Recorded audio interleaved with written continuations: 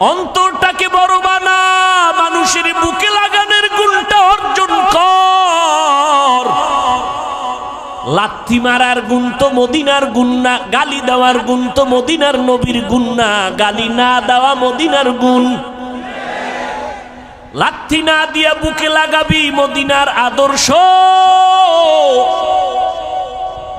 এই জমিনে জান্নাতের টিকিট পেয়েছেন 10 জন সাহাবা। আবু বকর জান্নাতের টিকিট পেয়ে মরণ পর্যন্ত শুধু কান্নার আওয়াজ। আমি আল্লাহর আদালতে কেমনে দাঁড়াবো, কেমনে হিসাব দিব। ওমর কাঁদতেছেন, উসমান কাঁদতেছেন, ওই অন্ধকার কবরে আমি কেমনে একা থাকবো। হযরত আলী কাঁদতেছেন, রাতের গভীরে কান্নার আওয়াজ। নবী কান লাগাইয়া নজর করে দেখেন আবু বকর তাহাজ্জুদে কান্না করে। এরে পর্দার আড়ালের আম্মা জানেরা, এরে আম্মা জান, ওই জাহান্নামী নারী এমন কোন গুনাহ নাই করে নাই। রাস্তা দিয়া চলতেছেন, হঠাৎ করে নজর করে দেখে রাস্তার কিনারা একটা কুকুর পানির পিপাসায় জিহ্বা বের করে কাঁদতেছে। জাহান্নামী গুনাহগার নারীটার অন্তরে মায়া হলো, দৌড়াইয়া গেল পানি আনার জন্য, কিন্তু কোনো পাত্র নাই। ওই গুনাহগার নারীটার পায়ে ছিল চামড়ার মোজা। মোজাটা খুলে পানি নিচে, হাতের নাগালে পায় না। মাথায় ছিল ওড়না লাগানো, ওড়নার মাথা মোজার সাথে গিরা লাগাইয়া এরপরে পুপের থেকে পানি উঠাইয়া কুকুরকে পান করাইয়া দিল। সাথে সাথে গাইবি আওয়াজ, মদিনার নবী বলেন, ও সাহাবায়ে কেরাম শুনো, এত বড় গুনাহগার বান্দিটা শুধু কুকুরকে পানি পান করাইলো আমার আল্লাহর মোহব্বতের জন্য। পানিটা পান করানোর সাথে সাথে গাইবি আওয়াজ, ও জাহান্নামী গুনাহগার, তোর জীবনের সব গুনাহ মাফ করে দেওয়া হলো। আজ আমার সমাজে হাজারো মুসলমান নামাজ কায়েম করে, নামাজ পড়ে, অথচ গুনাহ ছাড়ে না। নামাজ পড়ে সুদ খায়, নামাজ পড়ে ঘুষ খায়, নামাজ পড়ে বেপরদায় চলে, আছে না নাই? অথচ আল্লাহর ওয়াদা, নিশ্চয়ই মানুষ গুনাহ থেকে বাঁচবে। কেমনে? কয় নামাজ তাকে গুনাহ থেকে বাঁচাবে। ইন্নাস সালাতা তানহা আনিল ফাহশাই ওয়াল মুনকার। কোনো সন্দেহ নাই, সমস্ত পাপের থেকে বাঁচাইয়া রাখার একমাত্র মাধ্যম হলো নামাজ। প্রশ্ন বড় জটিল। মুসলমান আর বেঈমানের ভেতরে ব্যবধান হলো নামাজ। মদিনার নবী বলেন, বাইনাল আবদি ওয়া বাইনাল কুফরি তারকুস সালাহ। মুমিন আর বেঈমানের মধ্যে ব্যবধান হলো নামাজ। বেঈমানেরা নামাজ পড়ে না, মুমিনেরা নামাজ ছাড়ে না। প্রশ্ন বড় জটিল। মুসলমান কেন নামাজ পড়ে না?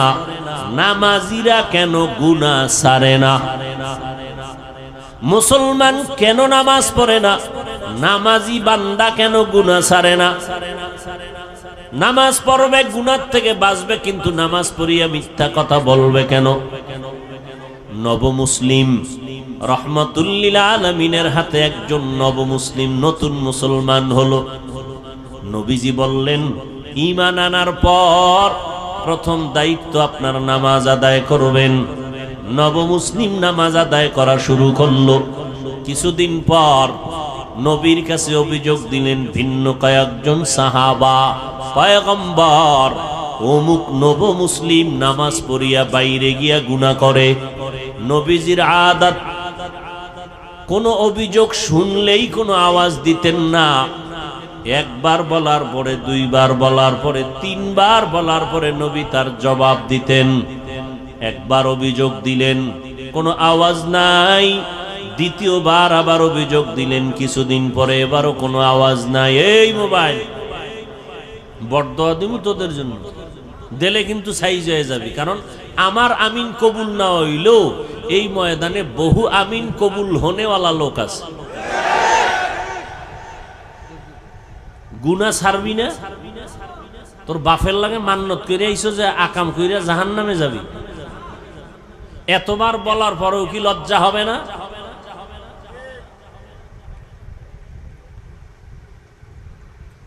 ভাইরা আমার, ছোট ছোট বাচ্চার হাতে মোবাইল, এর মা এর বাবা বলে দায়িত্বশীল মা বাবা, সন্তানকে ধ্বংস করার জন্য আর কি দরকার? আল্লাহ সবাইকে হেদায়েত দান করুন। পয়গম্বরকে তৃতীয়বার যখন অভিযোগ দিলেন, নবমুসলিম নামাজ পড়ে বাইরে গিয়া গুনার কাজ করে, অভিযোগটা কতবার হলো বলেন? নবী এবার জবাব দিলেন, লম্বা চওড়া কথা না, নবীজি কথা বলতেন সংক্ষেপ, তার ব্যাখ্যা হতো অনেক বড়। নবী অল্প কথায় বলে দিলেন, সাহাবায়ে কেরাম কিছুই বলবেন না, তার নামাজ যেদিন ঠিক হয়ে যাবে সেদিন সে গুনাহমুক্ত হয়ে যাবে। মকুন সুসুতি নামাজে পাঞ্জে গানা, ফাওয়াইলুল লিল মুসাল্লিনাল্লাযীনা মুমিনারা ইনামাজ ইমদাদ দা ইস্তাঈনু আয়াতে কুরআন বাখা আয়াতে কদ আফলাহারা ইয়াদকুন গৌর কুন্দর মানি আজদিল সাদিকুন। ভাইরা আমার, নবী জবাব দিলেন অল্প কথায়, যেদিন নামাজ ঠিক হবে সেদিন গুনাহমুক্ত হয়ে যাবে। তাহলে নামাজ পড়িয়াও গুনাহ করে, কারণ কি বুঝলেন? কি বুঝলেন কারণ? নামাজ ঠিক হয় নাই। জমিনের মধ্যে সর্বশ্রেষ্ঠ জায়গা মসজিদ। قال النبي صلى الله عليه وآله وسلم أحب البلاد إلى الله مساجدها وأبغض البلاد إلى الله أسواقها। পয়গম্বর বলেন, জমিনের মধ্যে শ্রেষ্ঠ জায়গা হলো মসজিদ, আর সব থেকে খারাপ জায়গা হলো বাথরুম। কি ঠিক? বাথরুম কি? বাজার। নবী বাথরুম রে খারাপ না বলে বাজারকে খারাপ কেন বললেন? এর একমাত্র কারণ, মানুষ বাজারে গিয়া যেই পরিমাণ গুনাহ করে ফেলে ওই পরিমাণ গুনাহ বাথরুমে হয় না। উত্তম জায়গা আল্লাহর ঘর, যেখানে সেজদা দেয় মানুষ সেখানে কম যায়, বাজারে বেশি যায়। মনে হয় জানো গোপনে ইশারায় বলতে থাকে, নবী কথাটা মনে হয় ঠিক বলেন নাই। নবী যদি আমগো মনের মতো বলতেন, খারাপ জায়গা হলো মসজিদ, ভালোটা হলো বাজার। মানুষ বাজারের মধ্যে সময় বেশি কাটায়, মারপিট আর রং তামাশা সেখানে বেশি হয়। এবার বলবেন বাজারে তো নবীও যাইতেন, আমরা হুজুরেরাও তো বাজারে যাই, ব্যবসা করি। আবু বকর ব্যবসা করেছেন, আমাদের মাযহাবের ইমাম আবু হানিফা রাহমাতুল্লাহ আলাইহি ব্যবসা করেছেন, বাজারে যাইতেন সব নবীরা, সব আল্লাহওয়ালারা। এরপরও কেন বাজারকে খারাপ বললেন? বাজারে যাইতে নিষেধ নাই ও বান্দা, বাজারে গিয়া গুনাহ করা তোমার জন্য নিষেধ। জরুরত সারার জন্য বাজারে যাও, আবার ব্যাক করে ঘরে যাও, ওখানে বাজে কোনো কথা যেন না হয়, কারণ ব্যবসা করা হালাল। আহাল্লাল্লাহুল বাইআ ওয়া হাররামার রিবা, ব্যবসা আল্লাহ হালাল করেছেন, সুদ আল্লাহ হারাম করে দিয়েছেন। এরে নবীর আশিক, উত্তম জায়গা আল্লাহর ঘর, কিন্তু এই জায়গায় মানুষ ঢুকতে গিয়েও কোনো আল্লাহর ভয় অন্তরে রাখে না। আল্লাহর ঘরে যারা যাবে এরা জমিনের কোনো মেহমান না, এরা আমার মালিক রব্বুল আলামিনের মেহমান। এমপি সাহেব ডাকলে মানুষ কত সুন্দর সজ্জিত হইয়া এমপি সাহেবের ডাকে সাড়া দেয়। ও মানুষ, আপন কোনো আত্মীয়র বাড়ি গেলে পুরান জামা বাদ দিয়া নতুন ড্রেস পরিয়া যায়। আমার আল্লাহর বাড়ি নামাজে যারা যাও, তোমরা গেঞ্জি পরে যাও কেন? ময়লা জামা নিয়ে যাও কেন? আল্লাহর মেহমান তো আল্লাহর ঘরে আল্লাহর সাজে সজ্জিত হয়ে যাওয়া দরকার। সেখানে গেঞ্জি পরে যায়, টুপি নাই, জুতা নাই, আবার গেঞ্জির ভিতরে কত বাঘ ভাল্লুক বানরের ছবি, আবার কত ইংরেজি লেখা আছে না নাই? এই হলো নামাজের হালাত। হ্যাঁ, সবার শেষে যায় আবার সবার আগে বের হয়। পাঁচ বেলার নামাজ তো নাই, ওই জুমার দিন যায় তাও সুন্নতের খবর নাই। সালামের পরে দুরাকাত ইমাম সালাম দিল, বের হয়ে চলে গেল। জুমার সময় এত মানুষ, এরা ফজরেও নাই আবার আসরেও নাই। এই নামাজ দিয়া মানুষ গুনাহ থেকে ফিরবে না। আল্লাহর নবী বলেন কিয়ামতের দিন এই নামাজি তাকে জাহান্নামে নিয়ে যাবে। আল্লাহ তাআলা বলেন আমি মানুষকে একটা কাজের জন্য বানাইছি, ইবাদত। ইবাদত হবে নবীর তরিকায়। সীমানা কত দূর? বলে তোমার জিন্দেগি যেখানে যেখানে যাবে সেখানে ইবাদত। ইবাদতটা নবীর তরিকায় হবে। শুধু জিকির করা ইবাদত না। ও বান্দা, তুমি খানা খাইবা ইবাদত, তুমি খানা খাইবা না তাও ইবাদত। খানা সামনে রেডি, পেটের ভেতরে ক্ষুধা, ইফতারির টাইম বাকি আধা ঘন্টা, ক্ষুধাও আছে, খানাও সামনে আছে হালাল। রোজাদার খাইবেনি কেন? এই সময় খানা খাওয়াটা তোমার জন্য আল্লাহর বিধানে নাই, না খাওয়াটা ইবাদত। খানা হালাল কিন্তু খাওয়া কিনা ইবাদত না। রোজার হালাতে তোমার সামনে খানা, পেটেও ক্ষুধা, তারপরও খাওয়া যাবে না, কারণ আল্লাহর বিধানে নাই, নবীর তরিকায় নাই। এই সময় খানা ক্ষুধা থাকলেও খাওয়া যাবে না, না খাওয়া ইবাদত। নামাজ পড়ো ইবাদত, নামাজ না পড়াটাও ইবাদত। রোজা রাখা যেমন ইবাদত, একটু আগেই কিন্তু জবাব দিয়েছি রোজা না রাখাটাও ইবাদত। ঈদের দিন রোজা রাখা ইবাদত নাকি রোজা না রাখা ইবাদত? সূর্য যখন ডুবে, সূর্য যখন উঠে, তখন নামাজ পড়া ইবাদত নাকি না পড়া ইবাদত? ভাইরা আমার, নামাজ পড়া যেমন ইবাদত, না পড়াটাও ইবাদত। সব হতে হবে আল্লাহর জন্য, মদিনাওয়ালা নবীর তরিকায়। কিন্তু বড় দুঃখ, আল্লাহকেও চিনি না, মদিনাওয়ালা নবীর আদর্শ তরিকাও চিনি না। এখন আমরা কেমনে ইবাদত করব, সিস্টেম কেমনে জানবো? মদিনার নবী এক ঠিকানা দিয়া গেছেন, ওই ঠিকানায় গেলে ইবাদত শিখবা, তরিকাও পাইবা। ওই ঠিকানার নাম হলো উলামায়ে আহলে হকের সোহবত।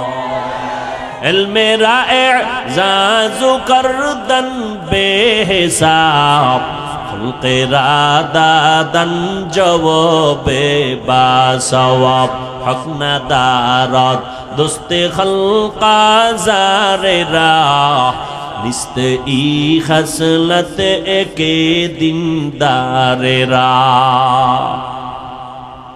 আল্লাহর জন্য ইবাদত করো, অল্প হলেও নাজাতের জন্য যথেষ্ট। আল্লাহ বেশি আমলের জন্য তোমাকে টাইট করেন নাই, তাকিদ দেন নাই, বরং আল্লাহ কোরআনের এক জায়গায় বলেন আল্লাযী খালাকাল মাউতা ওয়াল হায়াতা লিয়াবলুয়াকুম আইয়ুকুম আহসানু আমালা। আমি তোমাকে জমিনের মধ্যে পাঠাইছি পরীক্ষা করে, যাচাই করে দেখব কারা উত্তম আমল করে। আকসারু আমালা বলেন নাই, আহসানু আমালা। বেশি আমল আল্লাহ চান না, আল্লাহ চান অল্প আমল, তবে আমলটা হতে হবে আল্লাহর জন্য। ইবাদত কার জন্য? মা খালাকুতুল জিন্না ওয়াল ইনসি বাখা, জুজ ইবাদত নিস্তে মাকসুদ আজ্জাহা। আল্লাহর এক বান্দি, নারী না পুরুষ? আল্লাহ তাআলার এক বান্দি, এমন কোন গুনাহ নাই করে নাই, গুনাহের সাগর, জঘন্যতম গুনাহের মধ্যে লিপ্ত হয়ে নারীটার জিন্দেগিটাকে গুনাহের ফাউন্ডেশন বানায় ফেলল। হেদায়েতের মালিক কে? আর জোরে বলেন, মান ইয়াহদিল্লাহু ফাহুয়াল মুহতাদ ওয়া মান ইউদ্লিল ফালান তাজিদা লাহু ওয়ালিয়াম মুরশিদা। আল্লাহ চাইলে হেদায়াত দিবেন তো হয়ে যাবে, আল্লাহ যদি চান না হেদায়াত দিবেন না, সে হেদায়াত পাবে না। আল্লাহ যদি হেদায়াত না দেন, পৃথিবীর কারো ক্ষমতা নাই তাকে হেদায়াতের দরজা দিয়ে ঢুকাবেন। ভাইরা আমার, আমার নবী যার কোনো তুলনা নাই, যেই নবীর মতো নবী নাই। কেমন নবী আমার, যে নবীর চেহারা মোবারকে একটা নজর দিলে দীর্ঘদিনের ক্ষুধা নিবারণ হয়ে যায়। আরো আস্তে করে বলেন, কেমন নবী আমার। কপাল বড় খারাপ, আমরা সেই নবীরে চিনলাম না, বহু বিধর্মীরা চিনে চিনে আজ কালেমা পড়েছি। মুসলমানের ঘরে জন্ম নিয়া নবীকে চিনলি না রে যুবক। যদি নবীকে চিনতে রে বাবা, ওই নবীর আদর্শ জবাই করতা না, বেঈমানের পা চাটা গোলাম হইতা না। কেমন মায়ার নবী আমার, 23 বছরে এমন এক আদর্শ নবী রেখে গেলেন, কিয়ামত পর্যন্ত নতুন কোন আদর্শের প্রয়োজন হবে না। আমার নবীর আদর্শই পাওয়ারফুল এবং পারফেক্ট, কিয়ামত পর্যন্ত কোনো সংশোধনী লাগবে না। যদি কোনো মুনাফিক আওয়াজ দিয়ে কয় সেই 1500 বছর আগের ইসলামটাকে একটু মডিফাই করা দরকার, সেই মুহাম্মদের 1500 বছর আগের পুরানো আদর্শ একটু চেঞ্জ করা দরকার, জুতা হাতে নিয়ে জানায় দাও রে বেঈমান, তোর বিবেকটাকে পরিশুদ্ধ করা লাগবে, চেঞ্জ করা লাগবে। মুহাম্মদের আদর্শ কিয়ামতের আগে চেঞ্জ করার প্রয়োজন হবে না। এই কোন ইহুদি, কোন খ্রিস্টান, কোন হিন্দু, কোন বৌদ্ধ, কোন বিধর্মী আজ পর্যন্ত বলার সাহস পায় নাই মুহাম্মদের আদর্শকে চেঞ্জ করো। কে পেয়েছে? ইসলামের ব্যানারওয়ালা একদল মুনাফিকরা বলে 1500 বছর আগের সেই ইসলামকে মডিফাই করা দরকার।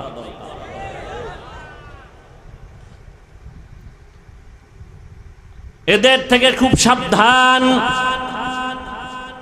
ওই নবীর আদর্শ এত পাওয়ারফুল এবং পারফেক্ট, 1500 বছর পর আজও সেই নবীর আদর্শের কারণে এত গরমের মধ্যেও হাজার হাজার মানুষ বসে আছেন। টাকার লোভ নাই, খাওয়ানোর কোনো ফিকির নাই, বসার জায়গাও ভালো না। কোন এমপি সাহেব এতগুলো মানুষ যদি এক জায়গায় বসায় রাখতে চাইতেন, আসা যাওয়ার অগ্রিম গাড়ি ভাড়া দিতে হতো, ঠিক নেই?